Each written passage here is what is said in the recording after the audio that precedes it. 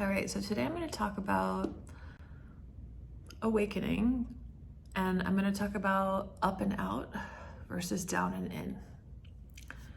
And I'm just going to tell you how it's played out in my life, right? I'm not going to answer the question, is one way better to really focus on going up and out or going down and in?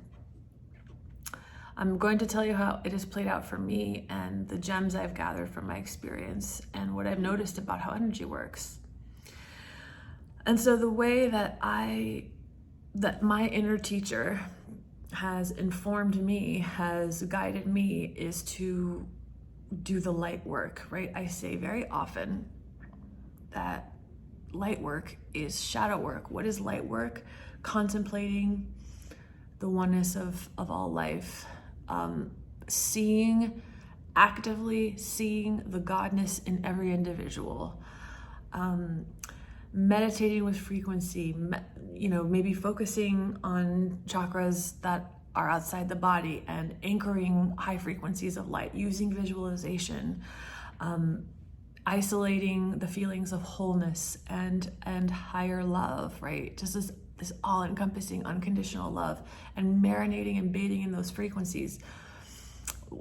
My experience is that to the exact extent that you add light, you expose shadow. Right? I mean, it makes sense if you had just a conglomeration of dirt in a cup, right? Different kinds of dirt, different colors and consistencies of dirt. When you add water, it'll start to separate and you'll start to see it more clearly, right? What I've noticed with a lot of people that I've worked with is that they have tried to do an intense exploration going down and in, and they still remain familiar with, like they might see something clearly, they might explore something and understand it clearly, but energetically it's still familiar to them, so they don't go beyond it. Whether it's codependency, whether it's being constantly in adrenaline, right?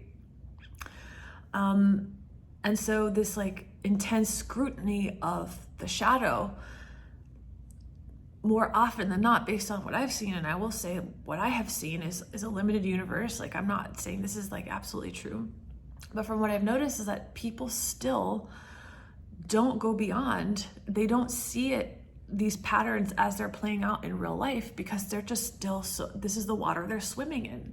They might have understood it. They might be able to explain codependency. They might be able to explain, oh, I'm always in this urgent, adrenalized state of being, but it's still so familiar to them. It's still playing out. So my approach is focusing on the light, focusing on myself as light, making it in every way that occurs to me from my internal teacher. And I'll say something else. A lot of people are messaging me, telling me to study this philosophy or look into this. Many people, that's just a few. And it's like, look, I think we've lived a lot of lives, and I think all these systems are alive in us. And for whatever reason, I'm receiving what I'm receiving straight from my inner teacher. And it does a lot of what I speak is tantric, or a few people have told me about Kashmir Shaivism. And the problem is, like, for me, I don't retain information and I can't memorize things. And I've been like this ever since I was a child. Like, I would try to give a PowerPoint presentation based on memory, and I just could never do it. And so eventually I had enough self-knowledge where I was like, okay, I could just channel it. I could just marinate myself in the energy of this topic and then let it piece itself together, and I'll talk about it. That's the experience that I want to have in this world, at least right now. So that's how I teach. I just bring it through. And yes, it's probably coming through from certain lives and experiences that I've had in these systems. But yeah, so for my internal teacher, has just told me to focus on the light, focus on the light, focus on the light, to embody qualities, especially of freedom. Like, the energy and the frequency of freedom, it can help you not just understand, but actually go beyond codependency. The vibration of freedom can help you go beyond being driven by guilt. The energy of harmony can help you go beyond being addicted to chaos. So, you know, there's this other thing, up and out. For me, up and out happened automatically. I was ejected out of form, okay? But I'm not really talking about that kind of awakening right now. I'm talking about where your conscious effort is.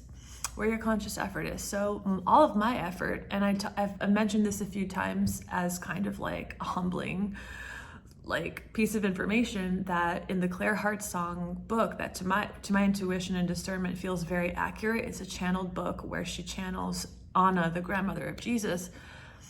She said that Mother Mary, I don't know if it was Anna or Mother Mary, she was already a master, okay, and she would still spend an hour in silence and 2 hours channeling the angels. She was bringing in frequencies.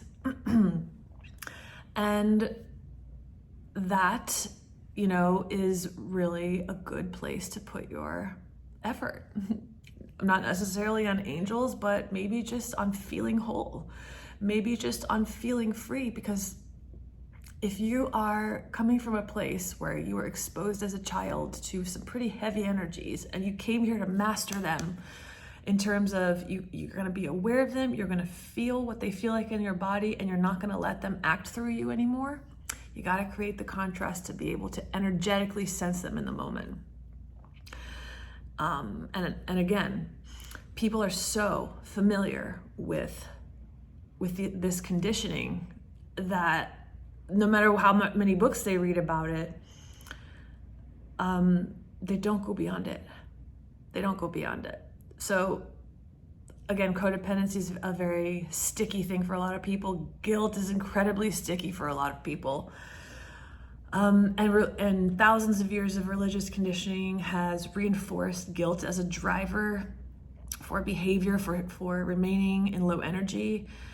And again, when you add the light of the frequency of freedom, when you feel yourself and using, I've learned, you know, I mentioned just now that like a lot of the things I say happen to be like practices in like formal systems. And I heard recently that in Taoism, like visualization is very like encouraged, right? I don't know if it's a specific kind of sect of Taoism or whatever, but because it helps something become somatically real to you in a more emphatic way.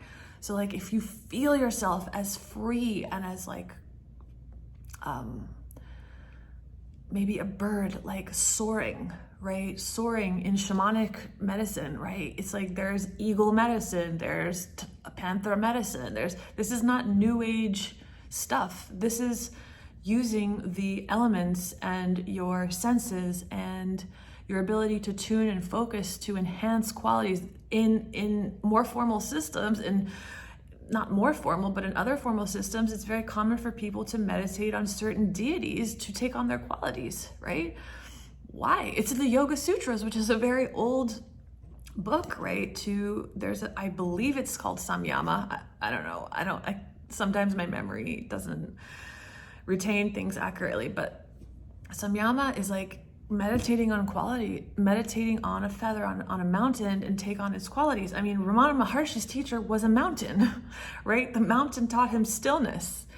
So let's like, first of all, honor the new age. Like the new age is bringing all this old stuff together, and your internal teacher is taking what would work for you and making it work for you, right? Let's appreciate like.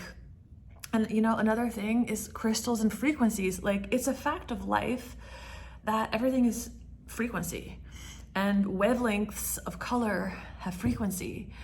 And it's even, believe it or not, I just started reading volume 3 of the Life and Teachings of the Masters of the Far East, and a Joe Dispenza meditation that's very popular.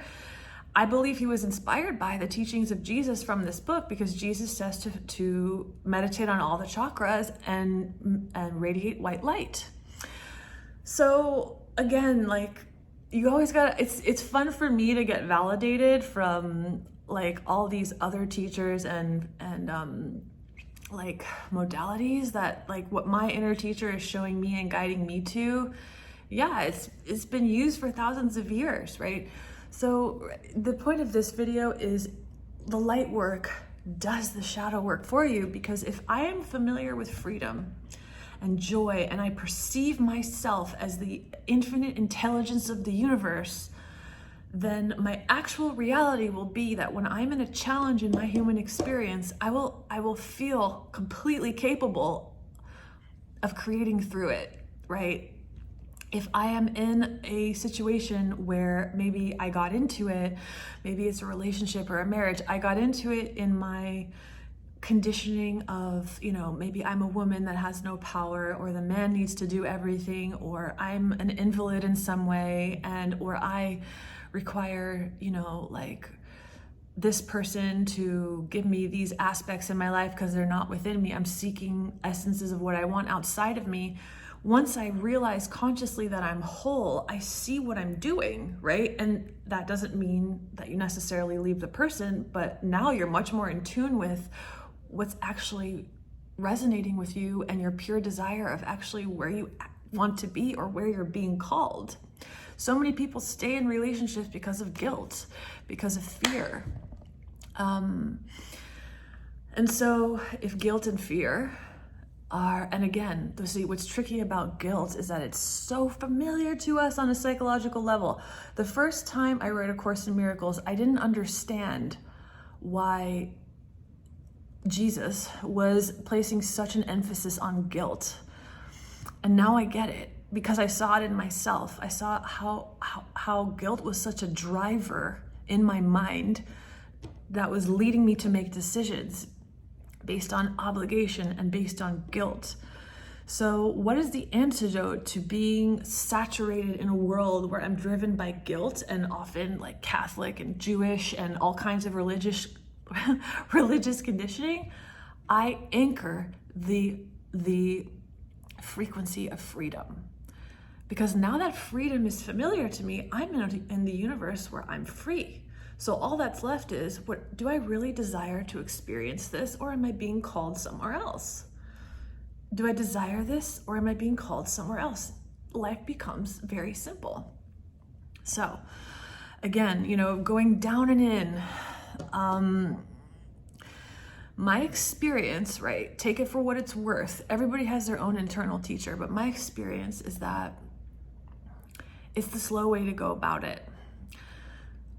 Another thing I've noticed is, like, I know a lot of people that do ayahuasca, and ayahuasca, I've never done it, right? The only plant medicine I've ever done was psilocybin when I was in college. I didn't do it with intention. I just did it just to do it. And it was amazing. But I've worked on a lot of people. I do kind of conscious shamanic work in the sense of, like, I don't inebriate myself, and I can feel and see the energies and the stories and the things that are in people's chakras and energy fields, and I help them release. I help the person release it. I don't pull it out. I let them lift it out. But what I've noticed is, like, they come back from those experiences more disassociated, or with lots of attachment type of stuff. And I will say that there are certain individuals and beings who have a rapport with that spirit, with the spirit of ayahuasca. And they do great work together, because I do know people who have made amazing, who have really come into their heart and have had like very meaningful transformations by doing the work with ayahuasca. But I'm just gonna plant this seed. Ayahuasca is within you, whether you drink her juices or not, right? The consciousness of this planet is within you. The consciousness of psilocybin is within you. The wisdom of the earth is within you. The wisdom of the cosmos is within you, because you are the whole universe. And so if you really realize this and contemplate this and live this reality, what becomes accessible to you as wisdom and knowledge is, you don't need to seek it outside of the body, because it's already within you. The intelligence of all of these spirits and all of these beings and cosmic beings like the earth, this wisdom is inside of you. So when you do the light work of consciously expanding your awareness of yourself as infinite intelligence and love and sovereignty and creativity and just infinite loving intelligence, if that would be your greatest intention, all the shadows that are blocking the expression of that infinite nuclear intelligence will be seen, will be reintegrated, and will be brought back into the heart, and will realize its wholeness. That's been my experience. And there are certain, again, for certain psychological sticking points, sometimes you need, instead of just becoming aware of it in the moment, like you might need to learn more about it, particularly a lot of like children of alcoholics and stuff like that. I'm not going to name anything else like that, but there's certain patterns that are just so familiar to you. Like you just grew up in a universe of like abuse and no choices and guilt and shame, that like, yeah, you should learn about it. If your inner teacher is bringing you information, and by the way, not all information that comes into your awareness is necessarily stuff that you want to consume. You have to like measure it against yourself, right? There's a resonance, there's just resonance or there's no resonance. But there's certain things that like you have to learn more about. Like for example, what drove me into learning Rohan, which is the kind of conscious shamanic work I do with people, is that what was so familiar to me, I remember doing a process that you have to draw like what's inside your mind, whatever you find in your mind. And there was like a mobile over a baby's crib, and the mobile had all these symbols, and one of them was a heart. And part of the process is you have to draw, you have to ask your intuition, like, what does this symbol mean? Every line that you draw means something. And the heart was, idiot compassion keeps me fractured. That's what my intuition told me. That's what my mind was trying to tell me. Idiot compassion keeps me fractured. So that was mind-blowing, because I'm living this reality of love, and I'm seeing, no matter how badly people are behaving, I'm seeing love shining out of their eyes. But not balancing compassion with discernment kept me fractured. What does that mean? It kept me not aware of that voice inside of me that was saying, no, this is not kind to you. It's not kind to you to stay in this situation. You're being called somewhere else. Eventually, what got me out of a very dangerous situation was Archangel Michael. Like, the whole room turned blue, and he just blew me the heck out of this situation because I wasn't listening.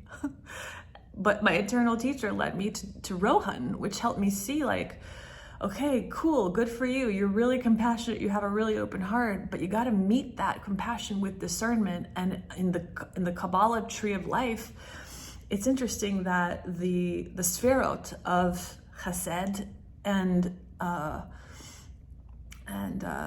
mercy are on the opposite sides of each other, meaning that without the balance of discernment and unconditional love, you can't have Christ consciousness. That it will not go up the central channel. So that was huge for me, and the spiritual things that I was learning was reinforcing, like, oh no, and everything that I sense is just something within me that I have to transmute. No, not true. And I've gone into that in other videos. Another thing that drove me into a deeper exploration of the mind was self-deception, which I did a video on, and I'll do another video on. But people say, oh, how do I attract molestation and rape and all this like severe physical abuse, or like this boss who thinks he can spank my butt at work? Like, it's self-deception, right? And that was very familiar to me. Why? Because my creative energy, my sexual energy was smothered. Because I was a very aware child. We all are, right? I was very aware, and I was around dangerous situations and things that made me feel really uncomfortable. And I was consistently told, like, no, you're exaggerating. I was consistently smothered in my expression and not honored in my expression. So I lost contact. I didn't lose contact. I lost confidence in being able to express authentically, right? My creative energy, my sexual energy, which is the same thing as creative energy, which is not just for sex, it's for making this video, it's for doing the work that I do with people. It was it was covered. It was inhibited, which I believe is one of the reasons why I manifested cancer. So self-deception, right, is the tendency to ignore that voice. And in my life, the consequences have been huge. Okay, so for other people not listening to that might not, but my soul is here to like express like in a really nuclear way. And so the universe is teaching me how to live as this. This is what I teach. I have really walked the path of coming back to this voice. And yeah, for me, self-deception was something that attracted pretty severe abuse and like humiliation into my life. And I asked myself, I'm not a rapist. I don't do this to others. But then of course the question is, how do I do it to myself? How do I fuck myself? How do I dishonor? How do I neglect myself? I'm just doing what was done to me as a child, and I'm not gonna do it anymore. Hell no, it's not happening anymore. So the point of that was, for some things that are really sticky and familiar to you, you're gonna have to do a deeper dive into those things. But even that, the light work that I was doing attracted Archangel Michael, that led me to these people, that led me to this school, that led me to Rohan, where I could take a deeper dive. So at the end of the day, at least in my life, it's always been the light work. It's always been the light work that has taken me everywhere that I want to go, into more vitality, more health, more knowledge and realized perception in my multidimensionality, more love, more creativity, all of my qualities, all of my divine qualities have been more quickly accessible to me because I put my attention on myself as a light. So again, nothing wrong with going down and in. You can only go as high as you go low. But the higher you go, right, the more the low, what's trapped in the shadows, they'll get untrapped, because now you know yourself as light, so you feel safe to simply do whatever needs to be done to integrate those pieces back into your life. So that's my message for today. Have a beautiful day.